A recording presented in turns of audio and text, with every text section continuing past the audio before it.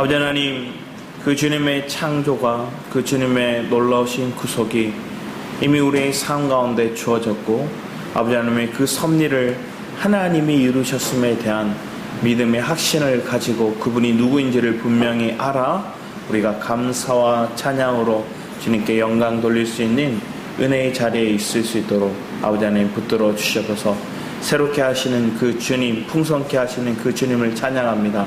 홀로 영광 받으시옵소서. 감사드렸고 주 예수 그리스도의 이름으로 기도드렸습니다. 아멘. 이 시간 우리 함께 보실 말씀은 이사야 43장 1절에서 4절까지의 말씀입니다. 이사야 43장 1절에서 저희들 4절까지의 말씀입니다. 조금 길지만 우리 함께 한 목소리로 읽도록 하겠습니다. 이사야 43장 1절에서 4절까지의 말씀입니다. 같이 읽겠습니다. 야곱아, 너를 창조하신 여호와께서 지금 말씀하시느니라. 이스라엘아, 너를 지으신 이가 말씀하시느니라. 너는 두려워하지 말라. 내가 너를 구속하였고 내가 너를 지명하여 불렀나니 너는 내 것이라. 내가 물 가운데로 지날 때 내가 너와 함께 할 것이라. 강을 건널 때 물이 너를 침몰하지 못할 것이며 내가 불 가운데로 지날 때 타지도 아니할 것이요 불꽃이 너를 사르지도 못하리니 대저 나는 여호와 내 하나님이요 이스라엘의 거룩한 이요 내 구원자임이라. 내가 애굽을 너의 속량물로 구스와 스바를 너를 대신하여 주었노라. 내가 내 눈을 보배롭고 존귀하며 내가 너를 사랑하였은즉 내가 내 대신 사람들을 내어주며 백성들이 내 생명을 대신하리니. 아멘. 이사야 40장 말씀을 통해서 40장 이하의 말씀을 통해서 주님의 위로가, 주님의 회복하심이, 하나님의 구원의 역사가, 또 그 한 사람을 보내실, 하나님 우리를 구원하실 구원자를 보내실 모습을 말씀하시고 계세요. 그래서 하나님은 위로하시는 거예요. 내 백성아, 이렇게 너희를 위로한다. 그리고 그들을 위해 위로할 자를 내가 찾는다 말씀하시는데, 참된 위로자, 참된 구원자가 누구이냐? 우리는 분명히 알죠. 예수 그리스도이신 것. 그래서 예수 그리스도, 그의 구원자가 누구인지, 큰 용사가 누구인지, 때로는 약한 모습으로, 초라한 모습으로 오시지만 그분이 우리에게 다가와서 우리를 회복해 하심에 대한 은혜의 역사들을 말씀하시고 있는 것들이 41장, 42장, 43장의 말씀을 통해서 흘러오는데, 오늘 43장 말씀을 통해서 이 일을 주도하시는 분이 누군지를 얘기하고 있는 거예요. 그러면 여러분의 삶에 내가 계획하고 내가 뜻하고 내가 모든 것들을 이루고자 하는 그런 장면들의 모습들, 예전에 애들이 막 부르는 노래 중에 하나가 이거였어요. 오늘 밤 주인공은 나야 나 하면서 애들이 계속 막 이렇게 불러요. 자기가 주인공은 나야 나 이렇게 얘기해요. 그런데 그 주인공이 오늘 누군지를 분명히 얘기하고 있어요. 그 주인공은 우리를 사랑하시는 분, 우리를 구원하시는 분, 우리를 그 구원의 계획 속에서 우리에게 위로자가 되고 우리를 구원해 주실 그분을 보내실 분. 그분이 누구냐? 창조하신 여호와라 얘기하는 거예요. 1절의 시작이 이렇게 얘기하는 거예요. 야곱아, 너를 창조하신 여호와께서, 또 창조만을 얘기하신 게 아니에요. 이스라엘아, 너를 지으신 이가 우리를 지으신 이래요. 창조하시고 지으신 그분이 어떻게 하시느냐? 너는 두려워하지 말라. 내가 너를 구속하였고 내가 너를 지명하여 불렀나니 너는 내 것이라. 너, 나, 내 것, 너, 뭐 이렇게 주님 얘기하시면서 주도적으로 우리에게 말씀하십니다. 이스라엘 백성들을 통해서도 얘기하고 계시지만 오늘 믿음으로 살고 있는 그리스도인들에게도 동일하게 예수를 믿고 그 복음 가운데 살고 있는 우리의 삶 가운데 예수가 내 안에 심겨진 그들에게 주님은 동일하게 말씀하십니다. 내가 창조자야? 내가 너를 지었어? 그런데 내가 너희를 창조하였는데 너희는 어떻게 살았니? 우리는 구약의 역사를 통해서 말씀하시는 게 그 창조가 뭐예요? 실패작들이 계속 나와요. 아담을 창조했어요. 아담과 하와를 창조했지만 그들이 뭘 해요? 사단의 깸에 넘어가서 그들 마음 가운데 하나님처럼 될 것 같은 그 선악과를 먹어요. 정령 주의라 분명히 말씀하셨지만 그 말씀을 지키지 못해요. 그리고 그들은 그 선악과를 먹음을 통해서 눈이 뜨여지고 그들의 벗었음을 보게 되고 그들이 부끄러움을 느끼고 그들은 자기들이 만든 무화과 나무 잎으로 자기를 가려요. 그렇지만 주님은 뭘 하셨죠? 그 여호와, 그 하나님은 그들에게 가죽옷을 입혀주셨어요. 상징적인 걸 얘기하죠. 우리의 죄를 피 흘림을 통해서 가려주시는 장면입니다. 그래서 주님은 그런 장면을 통해서 너희들이 더 이상 어디를 못 들어내요? 에덴 동산에 이제 못 들어온다. 왜? 여기에 생명나무가 있고 그 하나님의 그것을 하영검 그룹 천사를 통해서 지키게 하죠. 그래서 하나님의 의와 하나님의 구속의 역사가 또 하나님의 놀라우신 그 공의가 드러나지 지키지 못하면 우리는 그 생명나무 못 들어요. 그런데 오늘날에서는 이 생명나무이신 그분의 실제가 누구죠? 그리스도죠. 그 그리스도가 우리의 모든 정의와 모든 것들을 회복하셨어요. 의를 이루셨어요. 그래서 그 주님은 그 모든 게 합당하게 행하셨기에 그분을 통해서 우리는 그 안에 들어가고 그 안에 들어감을 통해서 그 안에 있는 생명을 우리가 먹게 되는 놀라우신 은혜가 이미 우리에게 주어졌음을 믿습니다. 그래서 처음에 창조의 역사는 다 폐하여졌고 그래서 하나님의 구약의 역사를 통해서 보면 노아의 방주 때에도 뭘 하게 되죠? 이 땅에 온 사람들이 죄가 가득해요. 육체가 돼버렸어요. 그래서 하나님께서는 노아를 통해서 얘기하시는 것, 이 땅에 심판이 있을 거다. 너는 방주를, 구원의 방주를 준비하라. 그리고 하나님께서는 한 사람을 세우세요. 그 사람이 누구예요? 아브라함이죠. 아브라함을 통해서 하나님께서는 그 하나님의 일들을 또 이루시고 했지만 또 그 가문에 아브라함과 이삭과 야곱, 그 야곱의 12 아들들, 그들이 지파가 되고 이스라엘이 되죠.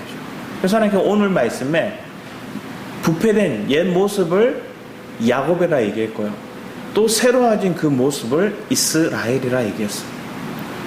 그런데 이스라엘이라는 이름이 새로워졌을 때 그 상황은 어떤 상황이었나요? 야곱이 더 이상 오도 가도 못하고 야복강 나루터에서 두려움에 잡혀있을 때 그가 씨름하게 되죠. 주의 사자와 씨름하게 되었고 나에게 축복해 주시지 않으면 나는 결코 이것을 놓지 않겠노라 얘기했을 때 그 천사가 한두 표를 치죠. 그 한두 표를 침을 통해서 뭘 하게 될까요? 그 천사가 얘기하는 건 네가 나를 이겼다는 거야. 분명히 다치고 쓰러진 건 야곱인데 네가 나를 이겼다. 그럼 너에게 새 이름을 주노라. 이스라엘이라. 그래서 이스라엘이라는 이름을 가지고 그리스도의 생명으로 그 주님의 뜻을 나타낸 주님의 영광을 드러내는 삶을 살 때는 이스라엘이라는 이름을 말하다가 육체로 또 돌아가요. 순간순간 넘어져요. 그때는 뭐라 해요? 야곱이라 얘기해요. 그게 하나님께서 말씀하시는 창세기 36장 이하의 말씀들의 장면들이에요. 여러분의 삶 가운데 주님 오늘 새 창조로 이루시고 하나님께서는 우리에게 오늘 창조만을 얘기하신 게 아니라 우리가 죄 지을 것도 알아요. 우리가 넘어질 것도 알아요. 그래서 하나님께 허물과 죄 그것까지도 도말하시고 구속해 주시는 역사까지 말씀하는 거예요. 그래서 이 43장 1절에 나온 곳에 하나님은 어떤 하나님이냐? 우리를 창조하시기도 하고 지으신 분이시기도 하고 우리를 또 뭐 하셨어요? 구속하셨어요. 왜? 하나님의 창조의 목적, 하나님의 뜻을 이루지 못하는 우리의 부패성이 있어서 하나님 실패하거든요. 우리가 하나님 말씀을 어기거든요. 벗어나거든요. 그래서 우리에게 뭐가 필요해요? 구속이 필요해요. 구원의 역사가 필요한 거예요. 회복의 역사가 필요한 거예요. 하나님은 우리를 태어나기도 하시고 또 새롭게 태어나기도 하신 거예요. 이걸 하나님께서 43장 1절 말씀에 그 하나님이 누구인지를 다 설명하시고 우리의 인생의 주인공은 나야 나가 아니라 하나님이시구나. 진짜 주인공이 하나님이신 거를 보게 하시는 장면들. 내가 여호와야, 내가 창조주야, 내가 구속했어, 내가 너를 구속하여. 여기서 구속의 이 장면, 그 구속의 장면은 사실은 레위기 말씀에 나오는 장면이거든요. 레위기 말씀에 보면 하나님께서 이걸 뭐라고 표현하냐면, 원래는 레위기 말씀 몇 장이죠? 15장인가요? 레위기 25장이에요. 25장 말씀을 보면 고엘 제도에 대해서 얘기를 해요. 그 고엘 제도가 뭐냐? 혹시나 내가 어려움을 겪어서 땅을 팔아요. 그러면 누가 그것을 사줘요? 제일 가까운 친지가 그것을 대신 사주는 거예요. 이것을 상징적으로 나왔던 인물이 누구냐? 룻이죠. 근데 룻이 누구의? 나오미를 통해서, 나오미의 가장 가까운 친척, 그 친척이 이 고엘 제도를 이루려고 안 해요. 그래서 누가요? 보아스가 그것을 이루고자 하고, 그래서 누구를 얻어요? 이 룻과 결혼하게 되었고 아들을 낳게 됩니다. 그 아들에게 원래 다 팔아서 잃었던 그 땅들을 다시 주는 거예요. 우리의 삶을 보는 거예요. 이 고엘, 밭, 땅에 대한 예표를 얘기하지만 오늘날 우리가 잃어버린 게 무엇인가를 보는 거예요. 그런데 그 밭을 누가 사다 줘요? 우리가 잃어버렸던 것들, 이 구속을, 이 고엘이라는 단어는 원래 구약에 얘기하는 고엘, 이 구속은 밭, 땅에 대한 얘기였지만 실제적으로 오늘날 우리의 마음에 그리스도를 모시고 그리스도가 주인이 되도록 하는 것, 이걸 누구한테 뺏겼어요? 사단한테 뺏겼어요. 그걸 누가 대신 값을 치르고 사오시는 거예요? 예수 그리스도가 값을 치르시는 거예요. 그리고 다시 회복하는 거예요. 이 놀라운 하나님의 심겨진 의미들, 그 그림과 같은 그 얘기들이 오늘 우리 삶 가운데 동일하게 말씀하고 계시고 여러분에게 주어지는 은혜의 길로, 하나님 여호와가 내 인생의 정말로 주인공이고 주인이시고 그분이 나에게 창조주가 되시고 또한 나의 삶 가운데 나를 지으신 분이시고 내게 나의 삶을 구속하신 분이시라는 그런 간증이, 그런 은혜가, 그런 감격이 여러분 안에 있냐는 거예요. 과거에 옛날 얘기, 이스라엘 백성 바벨론에 포로되다 돌아온 얘기, 이 얘기가 아니라 여러분 삶 속에 내가 원래 하나님이 지으셨고 부르셨던 그런 자였는데 나를 뺏겼어요. 내 마음이 뺏겼어요. 근데 그것을 예수의 십자가 사랑으로 회복해 하시고 다시 사오신 거예요. 다시 구속하신 거예요. 거듭나게 하신 거예요. 여러분 창조하셨고 다시 새롭게 태어나게 하신 그 놀라우신 의미가 이 1절 속에 담겨져 있는 거예요. 이걸 내가 안다면 그냥 읽혀지지 않겠죠.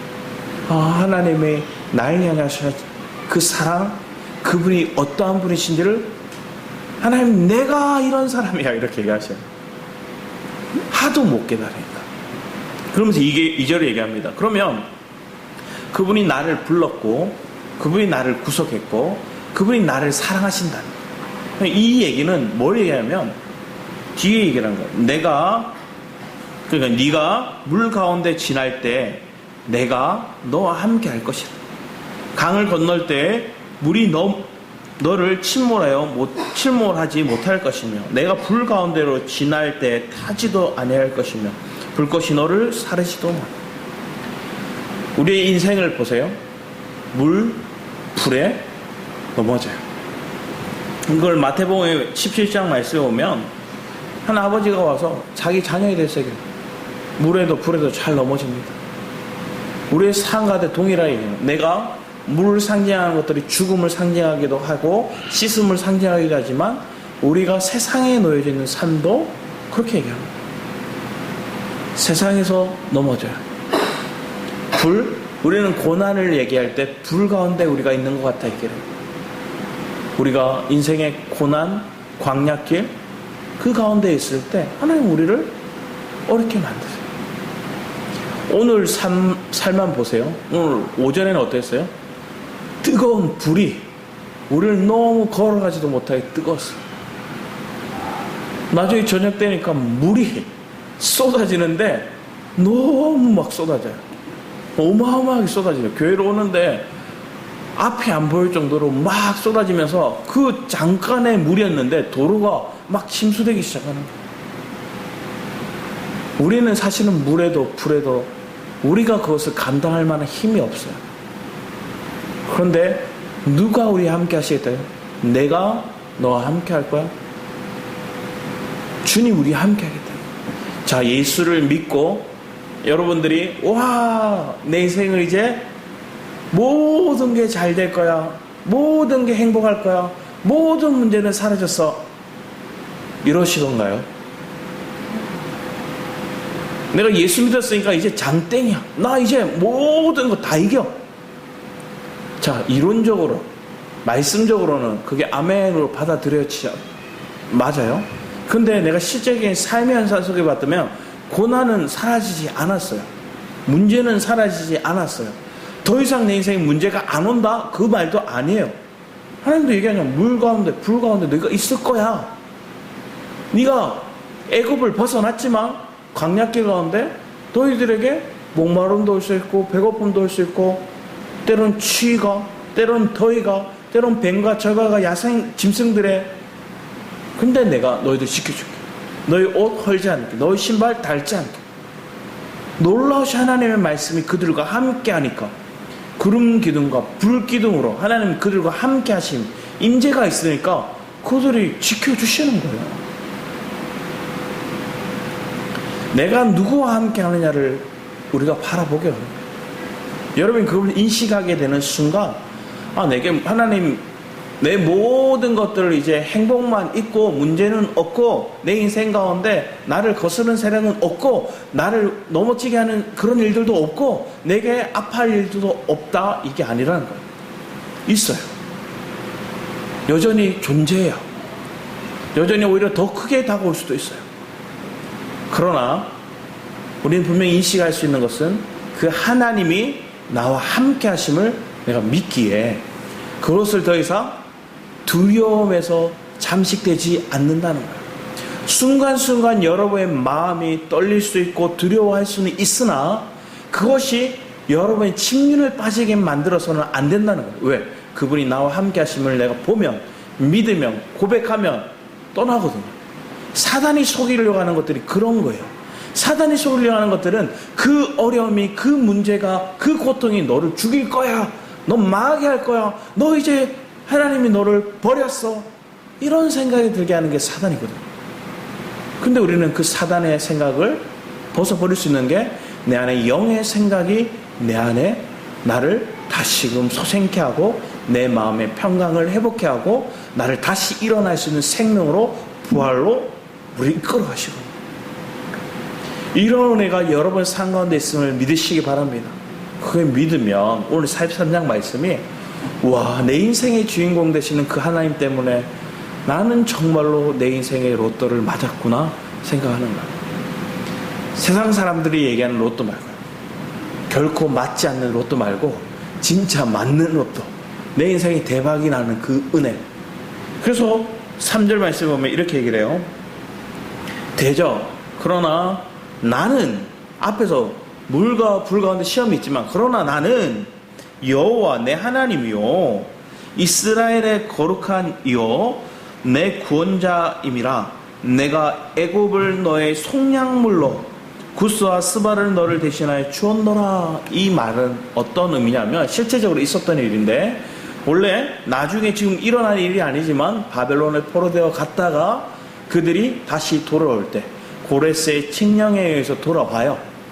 돌아오는데 그 뒤에 배경이 뭐가 있냐면 고레스의 아들이 왕이 되고 난 다음에 그가 꿈꾸는 게 있어요. 뭐냐? 예루살렘은 그냥 주고 그들은 그 아들, 이 고레스의 아들이 꿈꾸는 건 뭐냐? 애굽을 먹으려는 거예요. 애굽 밑에 구스가 있었고요, 구스 좀 더 내려가면 스바가 있어요. 스바는 오늘날 에티오피아예요. 그러니까 이 아프리카의 북쪽에서 중간지대까지 쫙 이렇게 그것을 점령하겠다. 그걸 내가 대신에 너희들에게 저 바벨론에게 줬다, 저 페르시아에게 줬다 얘기하는 거예요. 사실 바벨론이라는 페르시아에 의해서 회복게 되니까. 그래서 페르시아가 애굽을 꿈꾸는 장면들. 왜 그럴까요? 내가 이 유다 땅을, 내가 내 백성들을 구속하기 위해서 대신에 속량물로 뭘 줬느냐? 저 애굽과 구스와 스바를 줬다. 이 얘기 하시는 거예요. 하나님은 한번 생각해 보세요. 그 애굽, 구스, 스바라는 나라를 통치해 보면 어마어마하게 커요. 그거에 비하면 유다는 너무 작아요. 애굽의 문화를 생각해 보세요. 나일강의 문화, 문명, 놀라운 크게 성장했던 그 놀라운 그 강력함이 애굽에 있어요. 그게 견주어 볼 때 이 이스라엘 남유다는 너무 적어요. 우리 삶에도 적용해 보는 거예요. 나 같은 죄인을 위해서 누가 십자가에 못 박히셨어요? 예수 그리스도. 어떤 가치로도 매길 수 없는 그 예수 그리스도가 못 박히심을 통해서 내 죄가 사해졌어요. 내 죄가 속량됐어요. 예수의 피가 얼마나 고결해요. 얼마나 고개요. 그 피가 나를 깨끗게 했어요. 값을 치를 수 없는 은혜가 큰 대가를 치러서라도 나를 살리시겠다. 왜 그럴까요? 네가 내 거야. 이게 하나님이 여러분을 향해서 사랑하신다 고백하면서 그 사랑의 증거가 뭐냐? 너를 속량하고 내가 어떤 대가를 치러서 너를 건져줄 거야. 이게 하시는 여러분 자녀를 위해서 여러분 어떠신가요? 여러분 자녀를 사랑하는 조건이 뭘까요? 없어요. 사실은 내 생명으로 난 자녀니까 순간순간 말을 한다고 미워 보일 때는 있지만 그래도 내 자녀를 사랑해요. 궁극적으로는 그 자녀를 사랑하는 거예요. 왜? 옆집에 누구보다 내 자녀가 공부를 잘해서요? 아니면 내가 알고 있는 누구 집사님 아들보다 내 자녀가 더 좋은 직장, 좋은 대학에 가서요? 아니에요. 조건적으로 그 아들을 사랑하고 그 딸을 사랑하는 게 아니라 그냥 전적으로 그 자녀가 내가 내 자녀니까 사랑하는 거예요. 주님이 이렇게 해요. 너 내 거야. 저에서 내가 널 사랑하는 거야. 오늘 하나님이 여러분을 지명하여 불렀대요. 너 내 거야. 찜 하신 거예요. 그러면 그게 여러분을 하나님이 어떠한 대가를 치서라도 속량하고 회복시키고 구원하시는 은혜라는 거예요. 왜? 그분이 주인공이고 그분이 우리를 택했기 때문에. 여러분 주님의 택하심을 받으심을 축복합니다. 하나님의 부르시고 택하심에 대한 그 은혜를 여러분이 누리고 있음을 여러분 감격할 수 있는 그런 고백이 있기를 축복합니다. 그런데 대부분 별로 감격하지 못해요. 잘 모르거든요. 하나님이 나를 사랑하신다면 내가 원하는 걸 줘야죠. 이 생각합니다. 그 어떠한 것보다 값진 것들이 뭐예요? 예수 그리스도를 대속물로 속량 제물로 그분을 주셨다는 것에 대한 그 대가, 그 어떠한 것보다 더 귀한 것을 우리에게 주셨다는 그 은혜를 내가 체감하지 못하고 온전히 마음에 받아들이지 못하니까 우리는 뭘 하게 될까요? 그까이 거라 생각하는 거야. 뭐 대수 생각하는 거야. 그리고 내가 생각하는 귀한 거, 내가 생각하는 주인공의 삶, 내가 바라는 거, 이거를 들어줘야 하나님이 내 입맛에 맞는 참 좋으신 하나님, 그분이 정말로 능력자이시구나 이렇게 얘기하는 거예요. 그게 신앙의 오류죠. 그게 우리가 하나님을 주인공 삼은 게 아니라 내가 주인공 되고 싶어하는, 썩어 없어질 이 땅에서 주인공을 남고 싶어하는 우리들의 모습이에요. 그 허망함이, 그 허물이, 그 죄를 하나님 아세요. 아심에도 하나님 또 사랑하시는, 또 불러주시는, 또 회복해 하시는. 여러분 그런 사랑과 은혜를 받으셨음을 우리는 축복합니다. 뒤에 말씀에 이렇게 얘기를 합니다. 4절에 내가 내 눈에 보배롭고 존귀하며 내가 너를 사랑하였음즉 내가 내 대신 사람들을 내어주며 백성들이 내 생명을 대신하리니. 주님 이 얘기하는 거야. 내가 너를 왜 사랑하는 줄 아니? 내가 택해서. 네가 내 거기 때문에. 이제 더 이상 넌 내 거야. 주님 이렇게 고백하십니다. 여러분 자신이 하나님 것임을 여러분 고백하십니까? 내 인생은 이제 내 삶이 아니라 난 이제 내 삶은 주의 것, 내 삶은 주의 것. 우리 찬양만 그렇게 열심히 부르지 말고 진짜 내가 주님 거구나 그걸 인식할 수 있는. 그래서 주님 거니까 내가 걱정할 필요가 없고, 주님 거니까 주님이 지키시고 보호하시고 공급하시고 살게 하시고 높이시고 세우시고 하나님 하시구나. 더 이상 내 인생은 내 것이 아님을 고백할 수 있는 자, 그런 신앙의 고백이 우리 안에 있기를 축복합니다. 그러면 그것을 인식하는 사람은 좀 또 얘기해요. 두려워하지 말라. 내가 너와 함께하여 내 자손을 동쪽으로부터 오게 하며 서쪽에서부터 너를 모을 것이라. 이 말이 뭐예요? 바벨론에 끌려갔던 게 동쪽이죠. 그 동쪽에서 서쪽이 어디예요? 유다 땅이죠. 가나안이죠. 다시 동쪽에 갔던 너희들을 서쪽으로 돌아오게 하리라. 이것뿐만 아니라 더 나아가 주님이 얘기하는 거예요. 내가 북쪽에 이르기를 내놓으라. 남쪽에 이르기를 가둬두지 말라. 뭐 다른 이방의 나라들, 주변에 나라도 있죠. 위쪽으로 있던 나라들, 또 아래쪽으로 있던 나라들, 거기에 있던 모든 내 백성들에게 얘기하는 거예요. 다 오게 하리라. 너를 모을 것이라. 내가 북쪽에 이르기를 내놓으라. 남쪽에 이르기를 가둬두지 말라. 내 아들들을 먼 곳에서 이끌며 내 딸을 땅끝에서 오게 하리라. 먼 곳 땅끝에서부터 내가 다시 돌아오게 하리라. 얘기하는 거예요. 여러분의 삶 가운데 땅끝은 어딜까요?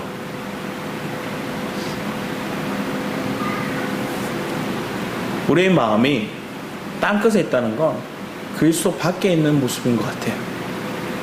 내가 그리스도를 벗어나면 그 사람은 누구나 땅끝에 있는 자인 것 같아요. 선교를 가는 사람들이, 이스라엘 백성들이 나중에 선교를 하고 복음을 전하고 땅끝까지 이르러 막 얘기하죠. 그래서 그들이 생각하는 땅끝은 스페인이었어요. 그런데 바다 건너도 있고요. 막 그렇게 많아요. 그래서 그 인터코비라는 단체에서 얘기하는 것들이 지금 생각이 나는데, 이스라엘에서 시작한 복음이 쭉 돌아서 어떻게 하는 거예요? 아시아 뭐 넘어서 아프리카, 남미 쭉 넘어 다시 이 복음이 이스라엘로 돌아가는 거. 그래서 백투 예루살렘이라고 얘기하거든요. 그래서 쭉 이렇게 복음이 시작된 곳에서 다시 복음이 예루살렘으로 돌아가는 그런 마인드를 가지고 복음 사역을 하더라고요. 맞죠? 자, 그냥 표면상에 그런 역사는 지금도 세계 흐름이 그렇게 복음이 전파되고 왔어요. 선교사님들 그런들. 우리의 삶의 땅끝은 그 마음에 예수가 없는 사람의 마음이 땅끝이에요. 우리의 선교지는 먼 나라, 그곳에 있는 것들, 모르는 민족, 그곳에 있는 것도 맞겠지만 오늘 지금 이 현실을 살아가고 있는 우리에게 선교지는 예수가 없는 사람들. 사도행전 1장 8절 말씀에 예루살렘과 사마리아, 온 유대와 사마리아와 땅끝까지로 내 증인이 되라 얘기하셨죠. 내가 만난 그리스도, 내가 전하는 그리스도. 사도행전의 역사는 그 역사의 흐름대로 일어나요. 예루살렘을 전하고 유다에서 전하고 사마리아에 전하고 결국은 로마의 압박, 그 어려움, 이 바리새인들의 압박, 그걸로 인해서 이들의 제자들이 뭐 하는 거예요? 온 곳으로, 아시아로, 유럽으로 복음 전하러 가는 거예요. 여러분의 삶에는 어떤가요? 핍박이 있어서 흩으셨지만 그걸 통해서 놀랍게 또 하나님께서는 이 복음의 사명을 감당케 하시는 거예요. 바울은 한번 보세요. 바울은 이방인의 사도라 얘기했지만 사실은 바울이 누구에게 제일 먼저 복음을 전했을까요? 유대인들에게 복음을 전하러 갔어요. 왜 그럴까요? 그가 유럽을 가든 아시아를 가든 회당이 있는 곳에 찾아가거든요. 회당은 뭐 하는 걸까요? 바리새인들이 또 랍비들이 그들이 구약을 가르치고 말씀을 전하던 곳이었어요. 유대교의 전통을 그들이 가르치던 곳이었어요. 곳에 가서 자신이 만난 그리스도를, 이 복음을 전했던 거예요. 유대인들에게, 디아스포라라 하는 그들에게 가서 먼저 전했어요. 근데 그들이 안 받아들이 뭐예요? 이방인들에게 그것이 또 전파되는 거예요. 우리의 삶 가운데 하나님의 복음이 내가 만난 그리스도가 내 가정에서 내 가족들에게 전해져요. 내 가족들을 꿈꾸면서 그들을 그리스도 앞에 드리려고 막 기도했어요. 그들이 먼저 안 받아들일 때가 있죠. 왜 그럴까요? 그들의 마음에, 그들의 삶의 주인은, 그리고 주인공은 자기거든요. 아니면 돈이나 아니면 세상의 명예거든요. 그러니까 그들은 아직 바뀌지가 않아요. 그래서 하나님께 그들에게 복음을 먼저 전했지만 그들이 받아들이지 않으면 뭐 하는 거예요? 주변의 다른 이웃들에게 또 전하는 거예요. 그러면 그들도 회복하게 될 거예요. 하나님 그들을 버렸느냐? 아니에요. 하나님이 유대인들에게도 얘기하잖아요. 이방인들에게 이 복음의 놀라운 은혜가 넘어갈 거야. 그런데 유대인들을 버렸느냐? 아니다. 그들을 시기나게 할 거야. 내가 그들을 불러다가 내 초원의 꼴 나를 먹으라 얘기했는데 그들이 뭐 안 먹었다. 그래서 내가 이 꼴을 저 이방에 있는 양떼들에게 줬다. 우리의 삶 가운데 내가 그리스도를 알고 그리스도를 만나고 그리스도를 전할 수 있는 그 은혜가 있다면 주님이 나에게 오늘 이 만난 이 감격을 누구에게 전하게 하실까를 보견합니다. 더 뒤에 말씀을 보면 7절 말씀에 이렇게 해요. 내 이름으로 불려지는 모든 자 곧 내가 내 영광을 위하여 창조한 자를 오게 하라. 자, 하나님의 창조의 목적이 여기 있어요. 창조의 목적이 뭐예요? 내 영광을 위하여 창조한 자들이에요. 우리는 왜 하나님 우리를 왜 지으셨다고요? 하나님의 영광을 위해서 창조하셨다는 거예요. 그걸 믿으십니까? 내 인생이 하나님의 영광을 위해서 내가 지음받았고 세움받았다는 거예요. 그럼 내가 이 인생이 정말 하나님의 영광을 드러내는 삶을 살고 있느냐? 아니죠. 과거의 내 인생은 그 영광을 가리우는 삶을 살았어요. 오늘 얘기하는 것들은 뭐냐? 내 이름으로. 오늘날 예수를 믿는 사람들 뭐라 해요? 그리스도인이라 얘기하죠. 그분의 이름, 그분의 이름으로 불려지는 우리, 내가 그리스도인으로의 삶을 살고자 하는 우리의 삶에는 목적이 뭐야 될까요? 하나님의 영광을, 그분의 우리를 창조하신 이의 영광을 위해서 우리는 살아가야 되는 거예요. 그런데 너무나 많게 살아가는 모습들이, 삶의 예배의 모습들이 드러나지 않은 거예요. 삶의 예배가 뭘까요? 매일 막 성경 읽고 찬양 부르고 뭐 이러라는 게 아니라 내가 만난 그리스도로, 그리스도의 생명으로, 그리스도 주시는 갈망으로, 그리스도가 주시는 그 마음의 뜻을 따라 순종하는 삶을 사는 것들이 우리가 주님의 영광을 드러내는 삶이에요. 근데 우리가 막혀 있어요. 그 하나님의 뜻도 안 들리고 알아지지도 않고, 그래서 하나님 우리에게 빛을 주시고 그 빛을 통해서 분별할 수 있는 은혜를 주셨고, 그 분별을 통해서 우리는 더 그 빛을 향해 나아가는 인생으로 한 걸음 한 걸음 살아가는 거예요. 그 연단의 과정, 그 성화의 과정을 통해서 그 빛이 나를 반사해내는 데까지 살아낼 수 있는 것, 이게 하나님의 영광을 위한 그런 창조의 목적을 내가 이룰 수 있는 삶이에요. 내가 하나님의 영광을 위해서 살아야지, 내가 빛을 드러내야지, 이게 아니라 전적으로 내가 그 빛을 보고 그 빛을 향해 가고 그 빛 가운데 내가 그분을 반사해내면 내가 저절로 하나님의 영광을 드러내 인생을 사는 거예요. 그게 순종을 살지만 주님이 전적으로 살아내는 인생이랍니다. 이걸 인식하지 못하고 우리는 오늘날 한국교회 많은 사람들이 너희가 빛이 되라, 너희가 소금이 되라, 너희가 주를 위해서 사역해라, 너희가 너희 삶을 불태워라. 막 얘기해요. 그리고 그들은 뭐예요? 탈진해버려요. 번아웃이 와버려요. 그리고 떠나는 거예요. 그리고 너무 힘들어서 못해먹겠다. 하나님 아무것도 안 해주시고 하나님 참 야박한 것 같다. 이렇게 얘기해요. 하나님이 시키지도 않았는데, 하나님이 네가 하라고 한 적이 없는데, 내 속에서 전적으로 하나님이 나를 살아내기를 원하는 그 신앙의 그 영광을 드러내는 인생을 우리는 알려고 하지 않은 채 그냥 이론적으로 저 목사님이 저 뜻이 좋아 보이니까, 화려해 보이니까 맹목적으로 쫓아간 거예요. 그러다 보니까 건물 짓고 비전 센터 짓고 사람들 모으고, 우리 인생을, 우리의 오늘날의 모습을 보면 많은 것과 그리고 큰 것에 우리 너무 많이 마음이 뺏겨요.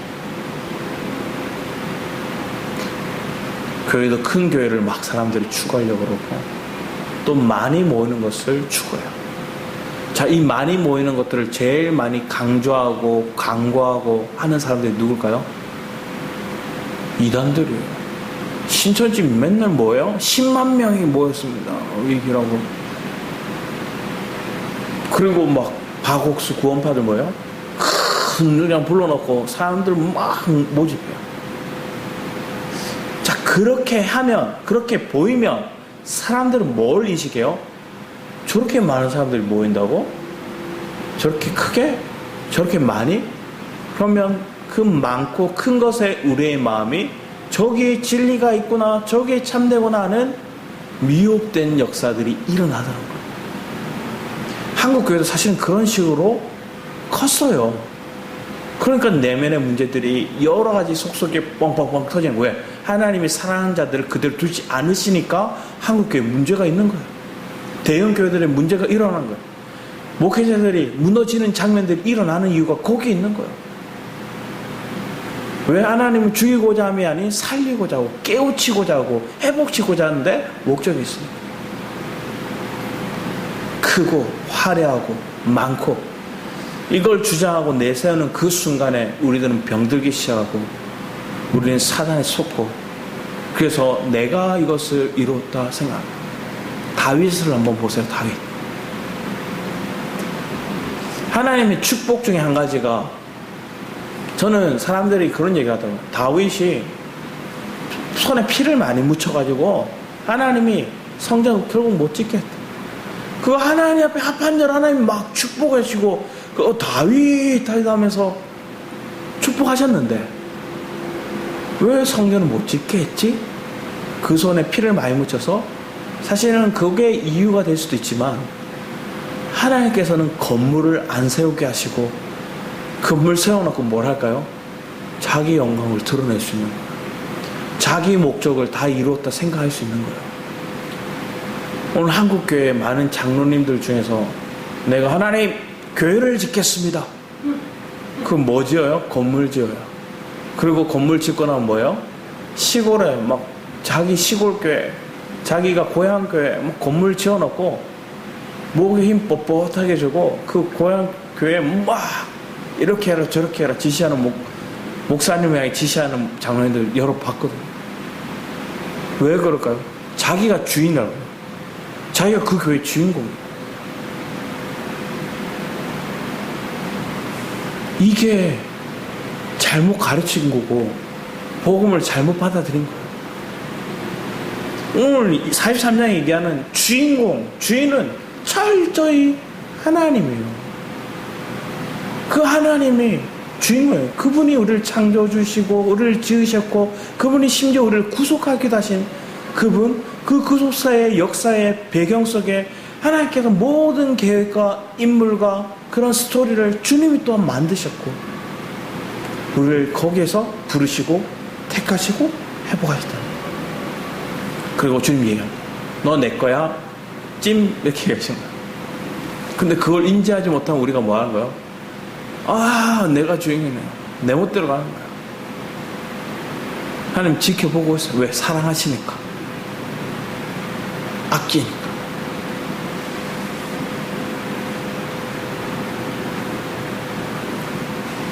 뒤에 말씀에 보면 8절에 이렇게 적혔어요. 눈이 있어도 보지 못하고 귀가 있어도 듣지 못하는 백성을 이끌어내라.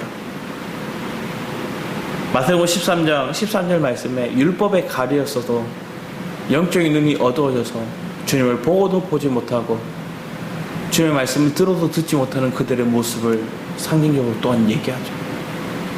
오늘 말씀을 그런 거예요. 이 말씀이 다 풀렸다 얘기했지만 이 말씀을 율법적으로 얘기하고 자기가 이 말씀을 지켜야 된다 생각하는 그런 가치관으로 가르치는 이들도 많은 거예요. 우리가 도월이라는 사람 알잖아요. 그 사람이 계시록을 엄청 읽었대요. 요한복음을 엄청 읽었대요. 웬만한 목회자보다 더 많이 읽었대요. 그러면서 얘기하는 게 뭐예요? 옳고 그름의 관점으로 얘기하는 거예요. 복음에 받아들이고 믿음으로 그것을 받아들이지 못하니까 그 사람이 이론적으로 지식으로 가는 거예요. 근데 오늘날 예수 믿는다 하면서 그 사람 말이 옳다고 선하게 살아야 된다고 이렇게 따라가는 사람들이 있어요. 왜? 그 사람 마음에 그 사람이 커 보이고 그 사람이 굉장히 뛰어나 보이니까 그들을 쫓는 거예요. 여러분의 인생 가운데 내가 붙들고 내가 따라가야 될 분은 오직 그리스도밖에 없음을 믿으셨으면 합니다. 사실은 오늘 말씀의 흐름 속에 주님이 내가 계속 나와요. 오늘 이 4.13장에 내가만 살펴보면 수십 번이 나와요. 그 내가라 얘기하는 분이 누구예요? 여호와예요. 야훼라 하시는 분. 그분을 우리가 신뢰하고 믿고 따라갈 수 있는 은혜가 있기를 축복합니다.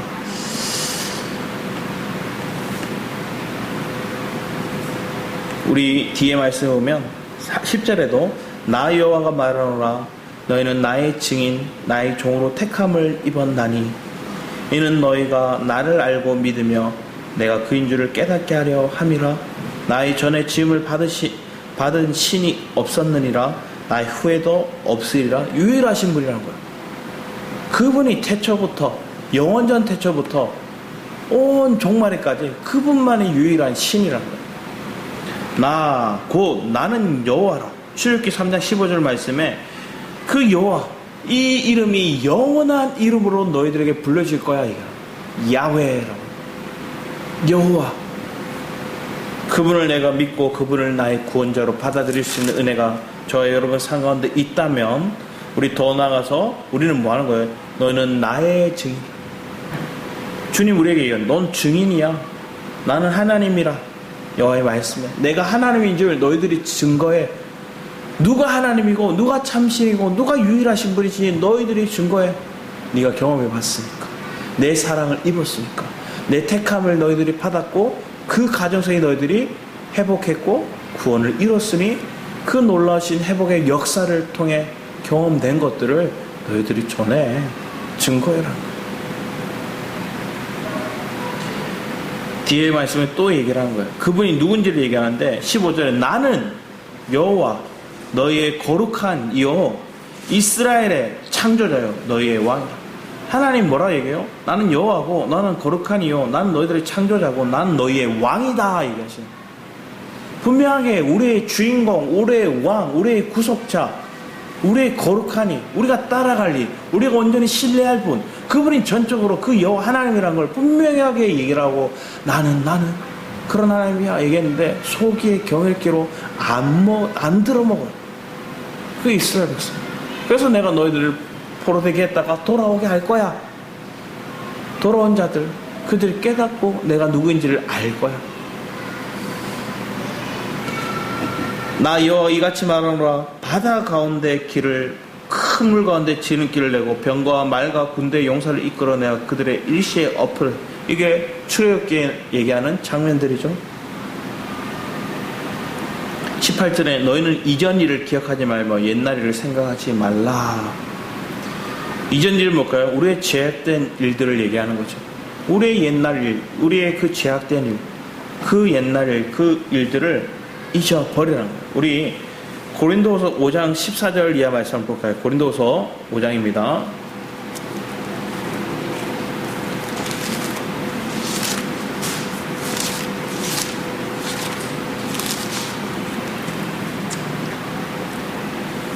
(14절부터) 저희들 한번 쭉 읽었으면 합니다.